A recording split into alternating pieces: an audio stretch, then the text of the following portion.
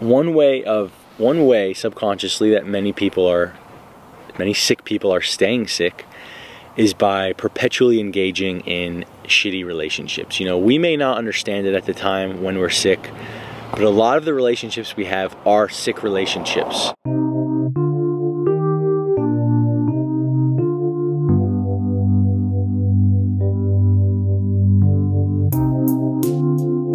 What's up, ladies and gentlemen? The sick part of us that keeps us sick. Is that true? What is that all about? It's very true, okay?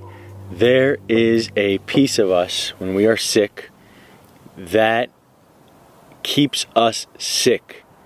See, it's familiar to us.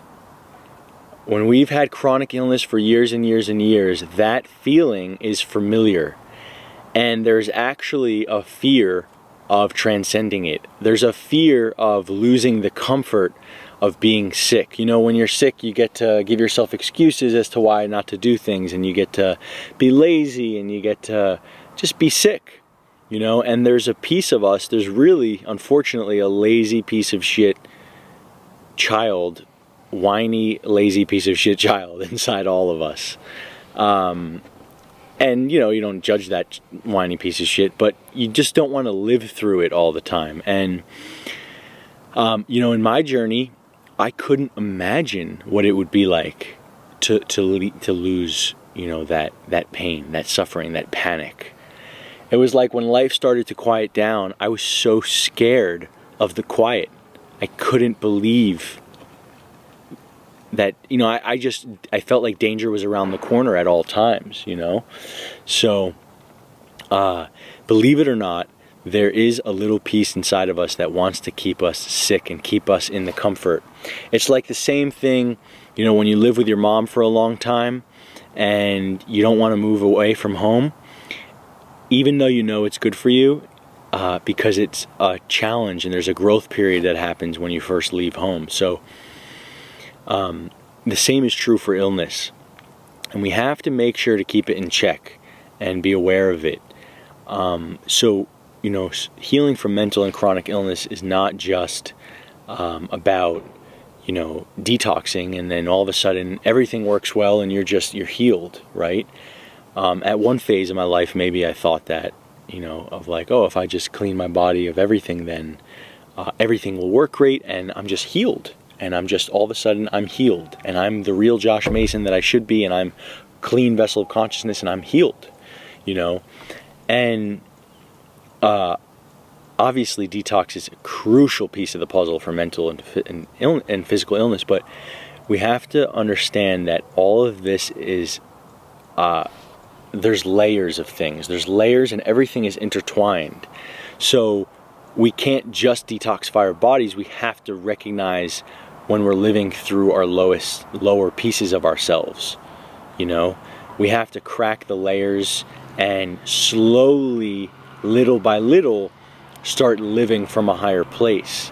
And part of that is recognizing when actions come from the sick little whiny lazy piece of shit inside, you know. For instance, ways that we can keep us sick are by engaging in shitty relationships. You know, like one way subconsciously that many sick people are staying sick is by perpetually engaging in shitty relationships. You know, we may not understand it at the time when we're sick, but a lot of the relationships we have are sick relationships. You know, we choose people to meet us exactly where we are and be a mirror for us, and match us in all of the neuroses and bullshit that we have at that current phase that we're at. Which is why it's important to be a little bit of a witness sometimes and say, wow, am I engaging in a healthy relationship here? Is this person adding, you know, health and wellness to my life, or are they hurting? You know, or are they causing more pain and more suffering? You know, so it's super important to recognize when that's the case, and you know, engage in new relationships. You know, so like as we develop and as we detox and clean and as we start healing, we have to engage in new relationships and sometimes cut or sever relationships that no longer serve us. And that hurts. And that's a part of the comfort zone that we have to break free from. But that's a continual process throughout life. That's life. That's what our challenge is here. That's what our work is here. This mental illness thing, this is my message that I'm trying to get across, is it's not just a quick fix. There's no quick fixes here. If people understood how deeply rooted their pain was, they would just laugh at the fact that they were imagining to be free 3 months from now or 6 months from now, and that all of a sudden they would be free.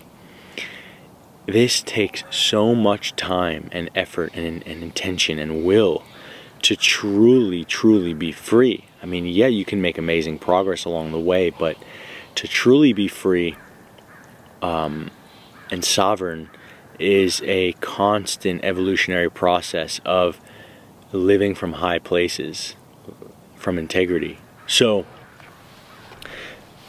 believe it or not, yeah, there is a piece of us that wants us to stay sick. There is a piece of us that wants us to stay at home with mommy, and the sickness becomes the comfort. The sickness, as miserable as it is, becomes the comfort. So we have to be on the lookout for that. Now, that's not to say to go to the other end of the spectrum and jump to the other side of the pendulum and just have a relentless machismo attitude about never being lazy, never allowing yourself to feel, and just going. I mean, that's illness on the opposite end of the spectrum. We have to kind of find a middle ground where we are gentle with ourselves, but we catch ourselves on our own bullshit, right? And we, you know, like going back to the relationship thing, here's a common little trap for here's a common trap for the piece of us that wants to keep us sick. Okay, here's an example. We engaging in a relationship, we know the relationship's not right for us, but we continue to participate because A, it's been that way for so long, or B, we're scared of hurting the other person. Your new self is going to hurt the other person. You disengaging with that relationship is going to hurt the other person, and we don't want to hurt them.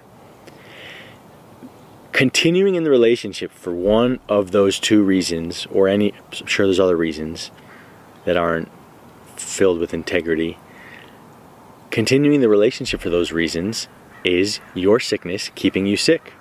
Because your job is not to please other people. Your job is to not make other people happy and be the best friend and be friends with someone because you've been friends with them for 10, 15, 20 years.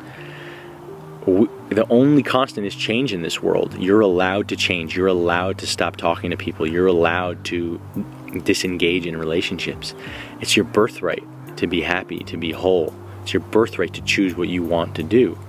So the little piece of yourself that's sick will say, oh no, I can't hurt that person. Oh no, it's been this way for so many years. Why would I change it now? How could I change it? That's the little sick, lazy piece of shit inside keeping you sick. All right, guys. That's it for now. Peace.